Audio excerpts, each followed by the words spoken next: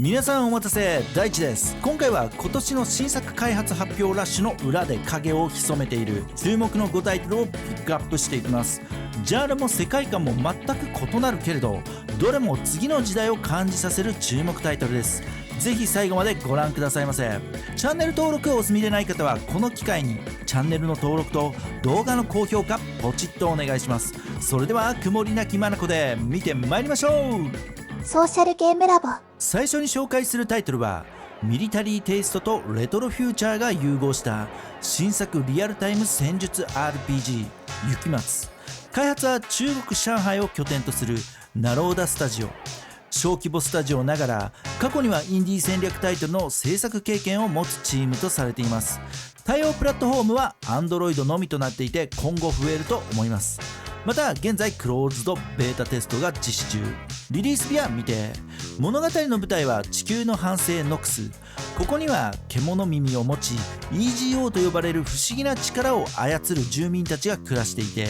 29年前人類がこの星に到達して以来地球の二大勢力による宇宙開発競争が始まり、未開の星ノクスは急速な文明化を迎えました。しかし膨大なコストが引き金となり地球側の連盟は崩壊。残されたのは秩序を失った両惑星とノクスで続く終わりなき内戦。プレイヤーは連盟の内戦を生き延びた若き老兵として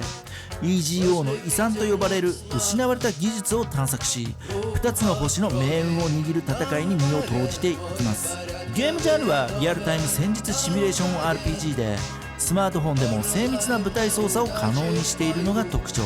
歩兵と戦車の連携、砲撃支援、空爆要請といった多層的な戦術が求められます。操作感は一見シンプルながら敵の進行を見極めてユニットを最適配置する必要があり、戦況判断と瞬発力が試される設計です。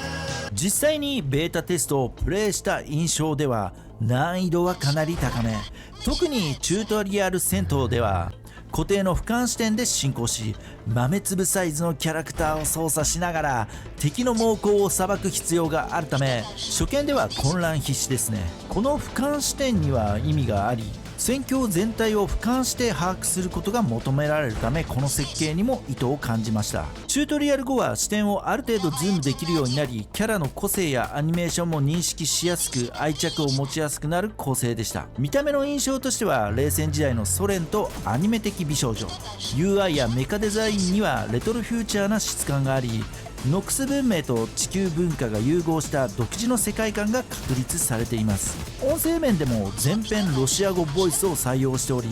二次元作品では珍しい重厚な雰囲気を漂わせています。この異国感とミリタリー美少女の組み合わせが強い没入感を生み出しており、まさに中毒性のある空気感を持つ作品と言えるでしょう。ベータ版時点でもキャラの育成、装備強化、車両カスタマイズなど成長要素は充実。重火器には実在モデルをモチーフにした名所が使われ、発砲音もリアル。じっくり戦略を練り上げつつも短時間で勝利をつかむタイプのゲーム性で今の時代に合った内容です。今回初見プレイは配信で行い、視聴者さんと意見を交わしながらプレイしたのですが、特に敵の進行方向が分かりづらい場面が多く、画面隅に警告表示やミニマップ補助が導入されればより快適に遊べるのではないかと意見も出ていて、前向きにこのゲームはどうすれば面白くなるのかといった期待のあるコメントをいくつかいただきました。とはいえベータテストを通じて明らかになったのは、単なる二次元 RTS ではなくプレイヤーの思考を追い詰める戦略ゲームとしての完成度、冷戦的ロマン、硬派な戦術描写、そして獣耳の EGO 使いというファンタジー要素が見事に融合し、ブルーアーカイブやアークナイツとも異なる異色の戦術 RPG として存在感を放っています。正式リリースはまだ先になりそうですが、雪松は戦略ゲームの新たな風を感じさせる注目作として今後の進化が楽しみな一本です。綺麗にまとめてみましたが、正直序盤のチュートリアルの俯瞰視点固定はマジで勘弁してほしい。豆粒操作しても全く楽しさが湧いてこないし、キャラへの愛着が持てない。キャラのビジュアルで興味を持ってプレイした場合心折れます。なのでチュートリアルではカメラ視点の説明を入れつつ、なぜ俯瞰が必要なのか分かる説明があると良いかもしれないですね。続いてのタイトルは漫画的演出と戦略バトルが融合した注目作アンベイル・ザ・ワールド。本作は集英社ゲームズとネットイスゲームズによる共同プロジェクトであり、集英社ゲームズの本格スマホ RPG として漫画を読むように遊べる表現体験を掲げています。対応プラットフォームは iOS、Android、配信日は2025年10月26日に正式決定されました。本作の私有展示は東京ゲームショウ2025にて行われ、発表会もブースを通じて展開されました。物語の舞台は砂漠が広がる荒廃した大地とそびえ立つ巨大な塔。その塔は世界を解き明かす鍵であり、頂上には伝説の楽園エデンがあるとされています。塔の内部には教会と呼ばれる異世界への入り口が点在し、プレイヤーは主人公ラジと共に塔を登り未知の世界を冒険していきます。キャラクターデザインには漫画約束のネバーランドで広く知られる出水ポスカ氏が担当。なんと出水氏の原画を忠実に再現するため、開発段階でフィードバックを繰り返すほどまで調整が重ねられたとのこと。ゲームシステムは冒険活劇ストラテジック RPG。 戦闘はカードバトル形式で進行。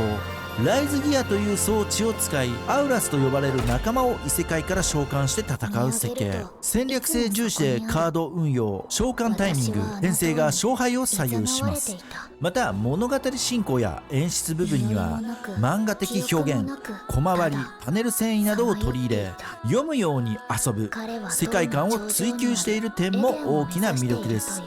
荒廃と希望を描く塔の旅路、戦略と物語の融合、出水ポスカ氏が描く登場キャラクターたち、アンベイル・ザ・ワールドはまさに漫画を遊ぶ世界を目指す意欲作。10月16日リリースなのでぜひ遊んでみてはいかがでしょうか。続いて紹介するのは東方ファンタジーの世界を舞台にした本格派単性戦略 RPG 天地号。開発は香港ゲームツリーリミテッド。本作は手軽な操作で楽しめる完成型単性 RPG として設計されており、プレイヤーは多彩な英雄たちを率いて戦略を駆使しながら壮大なストーリーを進めていきます。舞台となるのは天と地の狭間に広がる虚無の世界。純粋なる光と混沌の闇が交差し、時空を超えて再び巡り合う英雄たちの輪廻が描かれます。神話と宿命、そして転生をテーマにした東洋神秘の色濃いファンタジー世界が本作の大きな魅力。戦闘はクラシックな単性ながら豪華な演出に加え、各キャラクターのスキルカットインやモーション、ド派手な奥義エフェクトはクオリティ高いです。さらに登場する英雄は100名以上、それぞれに独自のボイスとスキンが用意され、好みのキャラを育成編成して戦略の幅を広げることができます。壮大なメインストーリーに加え、キャラごとのサイドクエストを通じて背景を掘り下げられるのも魅力の一つです。東洋的な幻想美と戦略性、そして高品質なビジュアル演出を融合させた天地号は、巡り返る英雄たちの物語として今後の正式リリースに大きな注目が集まっています。気になる方はぜひチェックしてみてくださいませ。ソーシャルゲームラボ。ここまでは新作タイトルを中心に紹介してきましたが、最近の新作発表ラッシュの中で一時期話題になりつつも情報が止まり、みんなの記憶から少しずつ薄れかけているタイトルをここで改めて紹介します。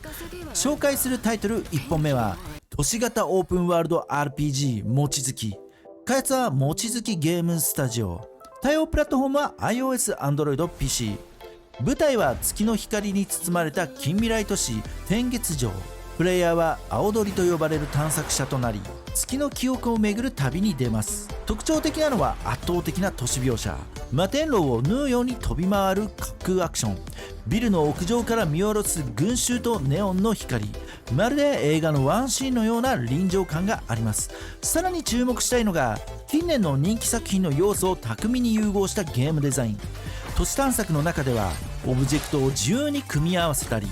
装置を動かして仕掛けを解くといった創造的な探索要素が実装予定で、これはゼルダの伝説ティアーズ・オブ・キングダムのウルトラハンドに近い遊び心を感じさせます。またペット収集や共闘型の探索など名作の良いところを踏襲しつつ、都市と幻想という独自テーマで差別化。アニメ調のキャラクタービジュアルとリアルな街の質感が交わる、まさに中国スタジオらしい現代進化型 RPG に仕上がっています。2024年に中国で正式な番号を取得し、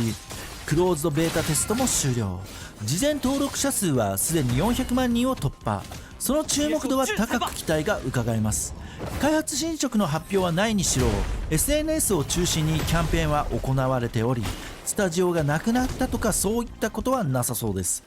再び脚光を浴びるタイミングもそう遠くないと思います。次に紹介するのはオンラインアクションの金字塔として名を馳せたタイトル、ダンジョン&ファイターシリーズから生まれた最新プロジェクト、